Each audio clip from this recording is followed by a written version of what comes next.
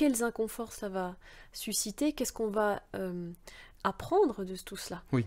Pourquoi, Quel choix va-t-on faire face pourquoi à ces s'est-on inconforts? donné cela à vivre? Voilà. C'est- Puisque finalement, le choix qu'on a dans cette histoire, c'est comment on va vivre ça. Se préparer, ça va être de lâcher toutes ces peurs qui nous poussent à nous préparer comme on préparerait une guerre, un conflit, une famine ou une future catastrophe climatique annoncée, pour qu'ensuite la période de transition soit accueillie de la meilleure des manières. L'idée de cette préparation, c'est de commencer dès aujourd'hui à identifier ce qui nous a mené à vivre ce que nous vivons, alors au niveau sociétal, comme tu disais, collectif, mais aussi au niveau individuel. Cet effondrement est au service, puisqu'il est là pour venir en fait déstructurer tout ce qui a été créé à partir du besoin d'eux, de combler toutes ces choses qui sont à l'intérieur de nous. Bonjour Clément. Bonjour Julie. Bonjour à tous. Et bonjour à toutes. Et bienvenue dans ce nouveau podcast vidéo qui est un format plus court, mais pour celui-ci, exceptionnellement, il sera un petit peu plus long. Je le crains. Je le crains, ouais. Le sujet étant brûlant.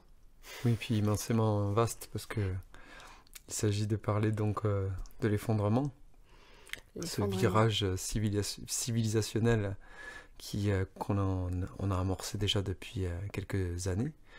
Mais c'est vrai qu'on assiste à des prémices, à des signes avant-coureurs qui laissent à penser qu'on ne va plus pouvoir continuer comme avant. Oui.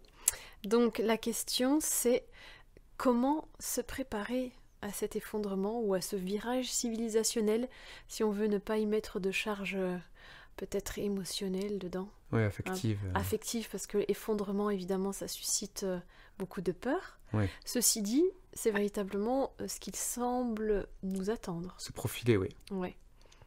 Dans quel sens, du coup? Oui. Quel type d'effondrement? Ça va être surtout l'effondrement de toutes nos croyances et de tous les remparts qu'on a érigés entre soi et le monde, pour se prémunir de sentir, de vivre en nous-mêmes voilà, tous les inconforts que la vie, naturellement, dans son impermanence, en fait, vient réveiller, susciter, confronter en nous-mêmes. Donc tous ces remparts, je fais référence à toutes les règles, à toutes les lois, à toutes les précautions qu'on a prises, à toutes les garanties, toutes les assurances. Il y a aussi tous les divertissements, tout ce qui nous détourne en fait. Et nous anesthésie, oui. Tout ce qui nous anesthésie, donc c'est très vaste, parce que ça passe évidemment par, comme on est dans l'ère de la civilisation du loisir, du divertissement, mais ça va aussi ça passe aussi par l'accumulation de savoir, par exemple. Oui, d'épargne aussi.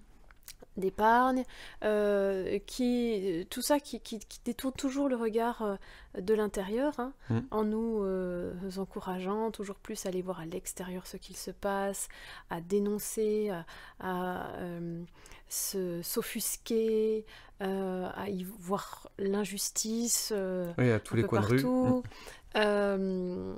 Et au quotidien, finalement, à être perpétuellement attiré, sollicité, happé. Voilà, vers ce qui ne nous concerne jamais véritablement, finalement. Oui, et sur lesquels on a toujours un avis à dire. En tout cas, on est sollicité pour donner de l'attention, donner son émotion, donner voilà, son regard, et en définitive, ça nous détourne de l'essentiel, qui est comment moi ressentis, je vis la situation, puisque chaque être humain, selon ce à quoi il est confronté, va vivre la situation de manière différente, bien que, évidemment, face aux atrocités, aux crimes, en général, on réagit à peu près tous de la même façon, puisqu'on a tous, en tant qu'être humain, je ne connais pas un être humain sur cette planète qui n'est pas pour envie profonde d'être heureux. Simplement, pour y parvenir, certains vont chercher à dominer le monde quand d'autres vont Vont s'en vouloir extraire, s'en par exemple. extraire et Mhm, d'autres vont s'oublier dans le fait de vouloir absolument être accueillis, aimés par l'autre jusqu'au point de se sacrifier. mhm. Donc tout ça fait que l'humanité est quand même allée très loin dans le déni d'elle-même, Oui. hein, au niveau, que ce soit au niveau collectif ou au niveau évidemment individuel, puisque Mhm. ça nous intéresse énormément. Individuellement, qu'est-ce qu'on fait pour soi, pour son évolution, pour ses ressentis. Donc, à force d'aller comme ça, de tirer sur la corde, comme on dirait, Mhm. eh bien, l'effondrement se profile. C'est-à-dire que on arrive à une époque où on voit bien que tout ce qu'on nous a mis un petit peu sous le nez, entre guillemets, alors quand je dis on, hein, évidemment, c'est toujours avec notre propre accord, hein, on est Oui, on n'est pas... responsable, Oui, tout à évidemment. fait. Et on a des bénéfices secondaires Avoir à accepté. avoir accepté tout cela, eh bien, à force d'avoir sous le nez les carottes, voilà, les congés, le divertissement, l'amour, disons, d'un couple, par exemple, un peu romantique, ou toutes ces choses, en fait, hein, Oui. que, d'une certaine manière, on se promet à soi-même pour réussir sa vie, etc. Les loyautés, les serments, les Voilà, il y a engagements. énormément, énormément de choses à dire, hein, évidemment, Oui, là-dessus. On va pas forcément parler de tout cela, mais bah, tout ça nous amène à une vraie crise, en fait, existentiel. existentielle. Et du coup civilisationnel, mais qui se traduit après dans toutes les strates, familiales, Mhm, dans le couple, comme tu le disais, au niveau de l'entreprise. On a ce qu'on appelle le phénomène de grand départ. Aux États-Unis, ça concerne 10 à 12% de la population active et qui déserte les PME et les grandes entreprises. Ce sont des gens qui, voilà, qui décident à un moment donné de rompre véritablement avec le système tel qu'il est. Alors mhm, voilà, tout ça effectivement sont des signes qui sont un mhm. précurseur de quelque chose qui est en train de changer. On a Euh, fait un podcast d'ailleurs sur le burn-out, hein, pour revenir à la France tout oui, simplement, mais voilà, sur l'épuisement en fait, tout oui, simplement, puisque tous ces fonctionnements qu'on a adoptés, qui nous détournent de nous-mêmes, sont extrêmement énergivores, oui. en tout cas créent des déperditions énergétiques très très fortes Mhm, qui nous épuisent en fait, qui ouais, épuisent notre société, que ce soit au niveau professionnel, au niveau personnel ou à bien d'autres niveaux, hein, ouais. économiques, toutes les peurs qui sont suscitées par les médias aussi, Mhm, et puis au quotidien, tout simplement, voilà, dans nos relations avec les autres. Et donc, ben, la fatigue aidant, hein, on le sent bien, on sait très oui, bien, hein, soi-même au quotidien, quand on sent que ça monte, que la fatigue s'accumule et qu'on ne se donne pas le repos et la qualité d'attention dont on a besoin de présence, de oui, présence, ben, c'est là que ça craque et que ça peut se traduire par exemple en burn-out, etc. oui. Et donc là, on est à un moment où c'est carrément la société qui est en burn-out d'une certaine manière. Oui, Là, parce on que sent c'est que... ça. Mhm, Nos existences individuelles ne sont absolument pas décorrélées de cet mhm, effondrement civilisationnel qui est en germination. Très certainement qu'on l'a vu justement pendant la crise Covid, hein, puisque c'était déjà une première vague, on pourrait dire une vaguelette, qui est déjà venue comme ça nous bousculer, nous ébranlé, bouleverser. ouais. Mhm, Et lorsque ben, des personnes se sont retrouvées tout à coup emprisonnées d'une certaine manière, en tout cas dans l'obligation de rester chez elles, eh bien certains ont sombré dans la dépression, d'autres sont allés éventuellement vers aussi d'autres types de pathologies comme des crises d'angoisse, de l'anxiété. Ça s'est vu chez les adolescents, ça s'est vu chez les adultes, chez les personnes âgées. Donc effectivement, on peut mettre ça sur le dos de la peur de la maladie, mais c'est aussi ça que viennent révéler ces petites crises, c'est-à-dire la fragilité mhm, de tout notre système qui repose effectivement sur quelque chose de très interdépendant, hein, que ce soit sur le plan économique, que ce soit sur le plan de la santé, que ce soit sur le plan de l'éducation, que ce soit sur le plan des finances, sur le plan euh, social aussi, mhm. et que dès qu'il y a un pan qui est comme ça Déstabilisé. déstabilisé, ben, Mhm, c'est tout l'édifice en fait qui menace de s'effondrer. Et il ouais. suffit que, on le sait, que plusieurs facteurs concomitants se mettent comme ça conjointement à venir forcer sur la structure qui a été établie depuis des décennies et des décennies pour que ce soit toute une société qui, dans un mouvement un peu de panique, se retrouve à avoir des comportements voilà, absolument irrationnels et en définitive précipite l'effondrement. l'effondrement. On peut prendre un exemple très simple. Moi, j'utilise souvent cet exemple de la pompe à essence. Lorsque on nous annonce qu'il y a comme ça pénurie de matières premières, il y a moins de gasoil ou de super dans les stations essence, le réflexe d'une personne qui tient à pouvoir se rendre à son travail, pouvoir maintenir son activité si elle est indépendante, eh bien ça va être d'aller en toute vitesse s'approvisionner et puis également faire des réserves en pensant que effectivement elle a besoin de se prémunir face au manque pour pouvoir faire face à la demande de ses clients ou se rendre naturellement à son travail comme d'habitude. Sauf que ce qu'on oublie, c'est que ce qu'on va prendre à ce moment-là en surplus, ce dont on n'a pas besoin, parce qu'on est dans cette alerte, ce sentiment de panique, eh bien, on va le prendre à son fournisseur, donc qui nous approvisionne, et potentiellement aussi à son client. Donc à court terme, effectivement, ça solutionne la problématique de pouvoir maintenir son activité, mais à moyen ou long terme, en fait, on prive les autres de pouvoir eux aussi fonctionner naturellement, et donc c'est toute l'économie dans son interdépendance avec la mondialisation, comme on le sait aujourd'hui, qui se retrouve fragilisée. On l'a vu aussi lorsque on ne pouvait plus en Chine produire certains composants électroniques pour les téléphones portables, en l'occurrence, ou les tablettes et les ordinateurs. Eh bien, c'était toute l'économie voilà, des pays occidentaux qui se retrouvaient fragilisés avec une augmentation des prix de l'occasion sur les véhicules en particulier et aussi sur les produits de high-tech, quoi. Donc tout ça, toutes ces, en fait, ces tentatives comme ça pour se prémunir et qui plus est, qui sont des réactions comme ça un peu extrêmes, en fait, accroît le processus qu'on redoute, voir survenir. Et aujourd'hui, on arrive finalement dans cette hypothèse que la transition, en tout cas que le virage civilisationnel est inéluctable, parce que chacun, à sa façon, concourt par ces stratégies comme ça d'optimisation, de calcul, de gain. Oui, pour tenter de maintenir en fait. Ouais, c'est ça, d'épargne, de ceci, de cela, de gagner plus. Eh bien, concourt à extrémiser toutes les sphères finalement de la vie. Et ça participe effectivement, c'est le terreau de cet effondrement qui est là en fait à notre porte. Alors on va en parler de ça, je suppose que tu as un avis sur la question.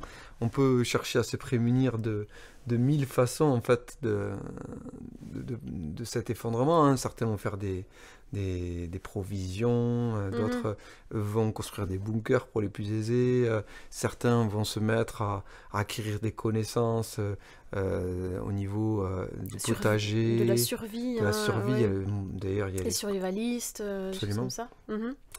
On peut retrouver aussi des gens qui vont s'équiper en énergie dite renouvelable. Oui, dans le mieux vaut prévenir que guérir, dans cette Exactement. expectative-là. Ouais. Et finalement, alors, notre question, c'est faut-il aussi avoir peur de l'effondrement ? Est-ce que cet effondrement-là, que nous avons d'une certaine manière co-créé et que nous choisissons, nous allons choisir de vivre ensemble en tant qu'humanité, même si ça peut sonner étrange comme ça, mais c'est en tout cas une phase de l'histoire de l'humanité qu'en tant qu'être incarné sur cette terre, on s'est donné à vivre. On s'est donné à vivre comme étant une expérience parmi d'autres, mais probablement une expérience très confrontante, forcément, qui va nous mettre face à beaucoup de nos peurs. Oui.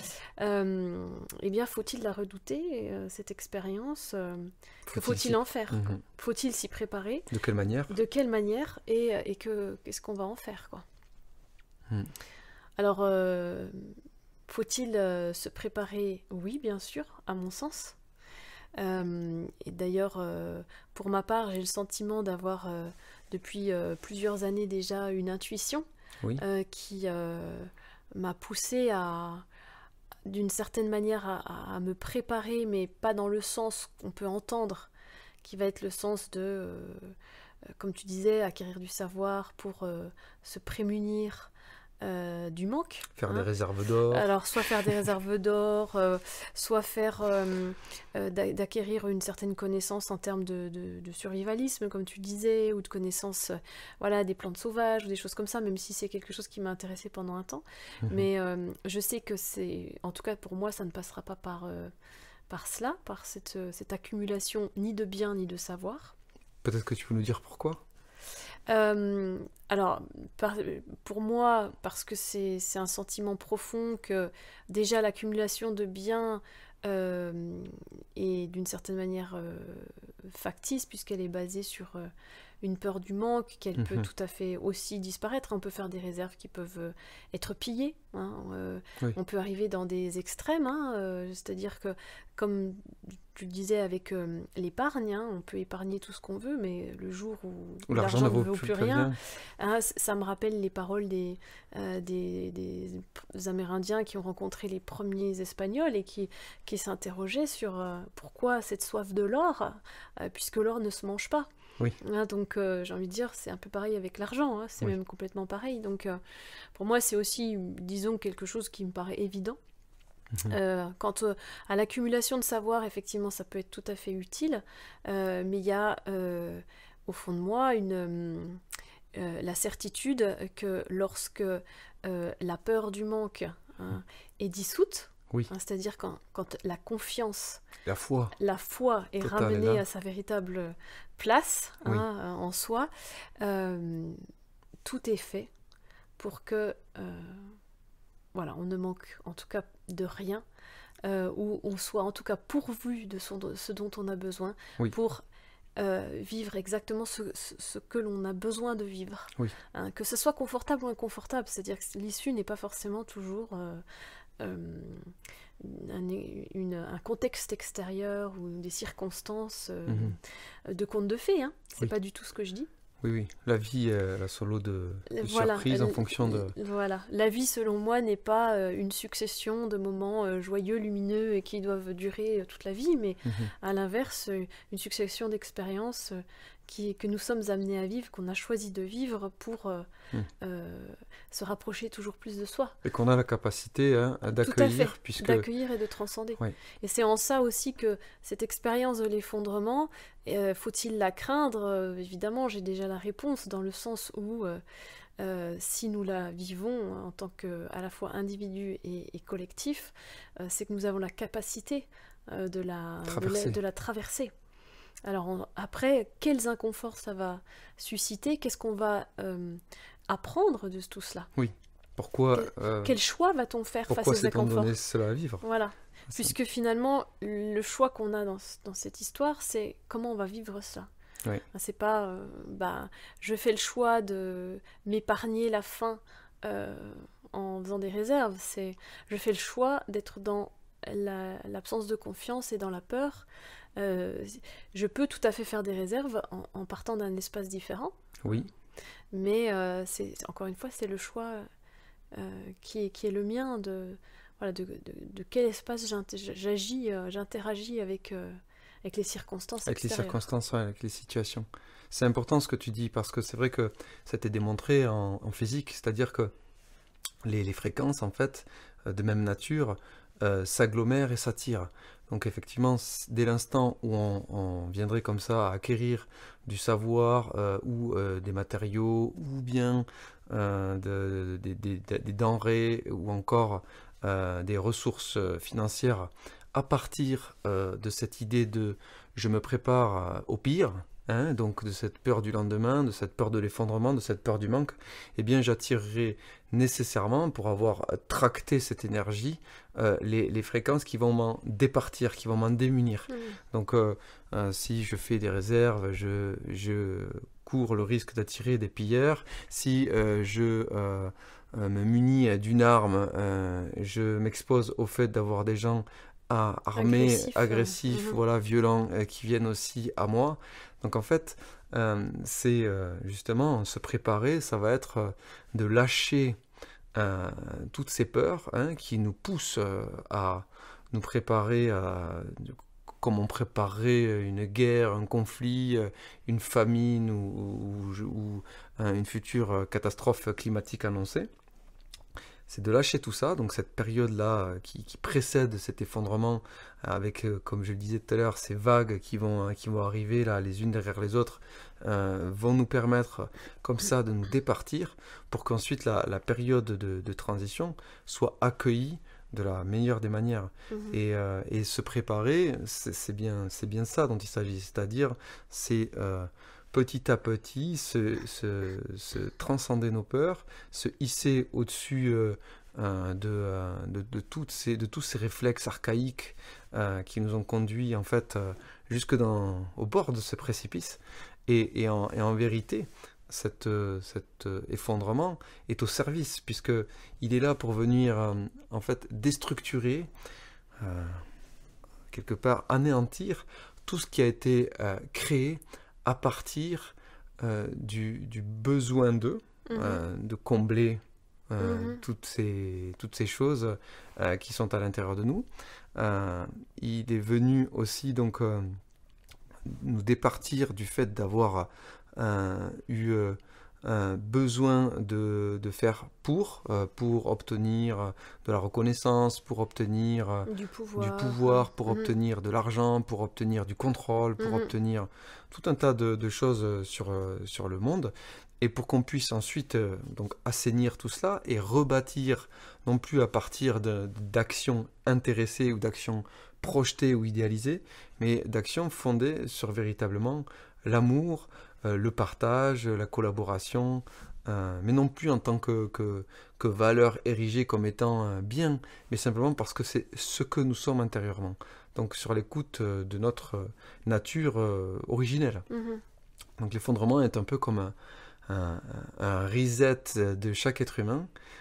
Et l'invitation de cette grande traversée, c'est de pouvoir être mis face à chaque fois à ce qui n'est pas vu en nous, tout ce qui est encore actif comme doute, comme questionnement, comme peur, comme angoisse, comme anxiété, pour qu'elle soit dissoute. Mhm. Voilà, donc c'est une opportunité, effectivement, qui va pas être de tout repos, qui va être pour chacun d'entre nous parfois très confrontante, très malmenante, mais en tout cas, dès lors qu'on perçoit cela comme un tremplin vers la naissance d'autre chose qui prendra la forme que ça prendra, euh, eh bien, on sait déjà, on a déjà des clés pour aborder ce mécanisme en conscience et de la meilleure des manières, hein, comme tu disais, avec le maximum de foi et de confiance. Mhm.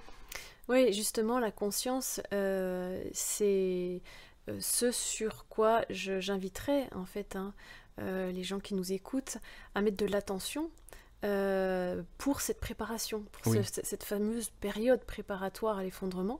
Évidemment, cette conscience qui ne nous abandonnera jamais. jamais, puisque l'idée de cette préparation, c'est de commencer dès aujourd'hui à identifier ce qui nous a mené à vivre ce que nous vivons, alors au niveau sociétal, comme tu disais, collectif, mais aussi au niveau individuel, les choix que nous avons faits dans notre vie, qui nous ont amenés à vivre aujourd'hui, par exemple, des moments aussi d'effondrement individuel, hein, c'est-à-dire, comme on parlait tout à l'heure, que ce soit un Oui. burn-out, Des chocs, euh, des accidents, des des maladies. chocs, voilà, toutes sortes de choses qu'on peut traverser au quotidien, en Oui, fait. Et déjà, ça, c'est une façon de se préparer à un effondrement beaucoup plus global. Donc, mettre de la conscience, c'est accepter aussi de regarder les choses telles qu'elles sont, oui. de regarder Avec sincérité. avec sincérité nos fonctionnements tels qu'ils sont, nos motivations telles qu'elles sont vraiment, Oui. au-delà De la bonne intention. voilà, de la bonne intention, des voiles en fait de l'ego aussi, hein, tout Oui. simplement. C'est à un moment donné de baisser les armures, de baisser les armes Mm. et de reconnaître Oui, que beaucoup de nos actions ont été des réactions dans la vie oui. aussi, hein, puisqu'on est quand même éduqué à ça. Et sont fondés sur l'appropriation, l'accaparation, la domination, les bénéfices Oui, les cachés. bénéfices cachés, Mm, et qui font que voilà, on en est là où on en est individuellement aujourd'hui. mm. Et ça contribue évidemment à expliquer là où on en est aussi au niveau collectif, c'est-à-dire que c'est intriqué. Oui, Hein, les deux c'est sont intriqué. intriqués. Et du coup, il faut sortir aussi, ben, évidemment, de cette euh, fausse idée, cette chimère, comme quoi, si on en est là, ça serait la faute Mhm. de Oui, le regard vers responsables, l'extérieur, c'est-à-dire porter son voilà, regard sur... de la faute des générations passées, Mhm. de la faute de tous ceux qui ont, je sais pas, mis en place Le système l'ère tel qu'il est. industrielle, la Mhm. consommation, le système de production, le système de gouvernance. Donc voilà, c'est accepter que c'est une responsabilité collective dans laquelle on peut avoir une action sur le plan individuel, mais l'action elle se passe pas dans tellement le fait Dans lutter contre de lutter ou contre ou prendre part à des mouvements ouais, ou soulever des montagnes pour oui, pouvoir ou faire adopter changer les choses. des gestes, disons, on a fait un podcast hein, sur les changements climatiques et les Mhm. postures qu'on peut adopter, les dogmes qu'on peut adopter par rapport à ça. Oui, Donc c'est pareil, c'est ne pas tourner son regard toujours vers l'extérieur ou vers des gestes Mm. qu'on peut, disons, qu'on s'inflige en fait, hein, Mm. qu'on s'oblige à avoir pour changer le monde, comme on dit, oui, mais commencer par changer soi-même, en tout cas ses propres fonctionnements et sa façon enfin, d'agir dans la vie, c'est-à-dire de passer du mode de la réaction à l'action véritable Mm. et Ouais, juste. juste. Mm. Et pour ça, en fait, l'invitation, c'est se mettre en cohérence. C'est-à-dire à chaque fois que on se sent comme ça déchiré entre deux décisions à prendre et que on dit non, je prends pas cette décision parce que j'ai trop à perdre et que pourtant c'est ce que nous dicte notre cœur, eh bien à chaque fois qu'on fait un pas comme ça de côté ou en arrière, où on est dans le déni de soi, l'oubli de soi, c'est ce qui nous rapproche, qui nous de plus en plus près de ce précipice et dont il sera d'autant plus difficile à traverser qu'on aura été dans ce déni complet de ce qui est là à nos portes. Donc en fait, c'est déjà reprendre à l'entière responsabilité de notre destin en reconnaissant avec sincérité toutes les fois où on a dit je n'ai pas le choix alors que c'était pas totalement juste et vrai parce qu'on a toujours le choix jusqu'au jour où effectivement on se retrouve face au pied du mur et on se dit ah ben là c'est soit je me choisis soit c'est ma vie qui est en jeu Mhm. et peut-être que avant d'arriver là jusqu'à ce seuil là qui est le seuil ultime eh bien il serait temps de rebrousser chemin en soi pour réunir, voilà, se réconcilier, se réunifier avec toutes ces parts-là qu'on a laissées derrière nous et qui continuent de nous appeler Mhm. pour que justement on fasse la paix Mhm. hein, et qu'on se mette en cohérence. Et dès lors qu'on se met en cohérence, mais ce qui se passe, c'est que tout notre champ électromagnétique vibre autre chose, la vie se fluidifie autour de nous, c'est-à-dire que les expériences que l'on rencontre, que l'on est amené à vivre, sont beaucoup plus fluides, sont beaucoup plus naturellement équilibrées, naturellement harmonieuses, et j'ai envie de dire que c'est un peu comme si, même s'il pleuvait dehors, vous passiez un petit peu entre les gouttes et vous vous laissez porter comme ça par le courant. Et évidemment, on n'est pas là pour dire ça et que les gens nous croient sur parole, mais que chacun fasse l'expérience voilà, de s'écouter, de s'aligner avec sa vérité, de se mettre en cohérence avec la direction qu'il a choisie, celle qui correspond à son aspiration et que lui dicte son cœur, et d'observer, de voir si effectivement la vie se transforme. Euh, Dans les premiers temps, il y a une inertie, donc tout l'ancien est là et continue d'agir, et ça va pas passer Mhm. c'est pas on-off quoi, c'est pas nuit-jour, Mhm. on passe pas d'une vie chaotique dans laquelle on lutte, on est submergé, on est fatigué, on est sous la contrainte, Dépassé, à une mhm. dépassée, Mhm. à une vie complètement harmonieuse Et aligné, quoi. et alignée. Mhm. C'est un processus qui prend du temps, avec D'où la nécessité de se préparer dès maintenant, oui, évidemment. et qui peut voilà, commencer à donner ses premiers j'ai envie de dire, signes, ses premiers résultats sous quelques mois et qui s'installe sur plusieurs années, voilà, à condition de bien vouloir à la fois cesser de juger son passé, hein, Mhm. cesser de juger le décor et De juger l'autre, ouais, évidemment. de juger l'autre, De se juger soi-même, de enfin de juger, juger en général, de quoi. juger en général. Mhm. Et de véritablement s'écouter dans tous les choix qui sont faits, sans se raconter d'histoire, hein, voilà, Mhm. bien que effectivement ça puisse conduire certains de nos choix à des fois des séparations, des virages, des Mhm. changements. euh, Oui, euh, parce que ça demande d'abandonner quand même les personnages, hein. oui, Tous les personnages qu'on joue depuis notre 7 ans, ouais. tendre enfance, notre plus tendre enfance, des personnages que l'on joue dans la nécessité très souvent d'être aimé, hein, Mhm. de ne pas souffrir, et tous ces personnages, tous ces masques, hein, comme on les appelle aussi, qui nous empêchent d'accepter ce qu'on vit, de reprendre la responsabilité sur ce qu'on est, Mhm. d'être tout simplement ce qu'on est profondément avec l'autre. Merci Clément pour ces éclairages Merci à toi, sur ce Julie. sujet ô combien important. Oui, Et on espère que vous qui nous regardez, que nous écoutez, aurez peut-être trouvé des éléments de réponse aussi qui pourront vous aider dans ce processus qui s'est enclenché déjà. oui. Voilà. Et c'est avec joie qu'on pourra répondre à vos questions. Si vous avez des choses très précises voilà, qui germent de cette proposition de podcast sur l'effondrement. N'hésitez pas à mettre vos questions en commentaire. Oui. Voilà. À bientôt. À bientôt pour de prochains podcasts. Merci encore à vous tous et à vous Au toutes. revoir. Au revoir.